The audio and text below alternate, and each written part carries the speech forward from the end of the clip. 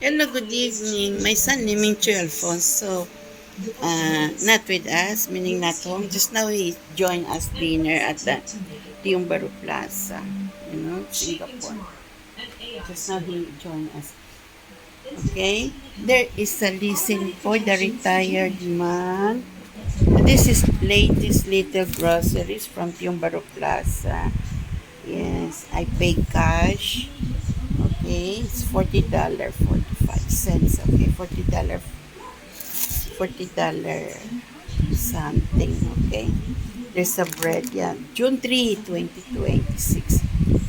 Okay, we have some body shampoo, royal jelly milk. Okay, with the vegetable.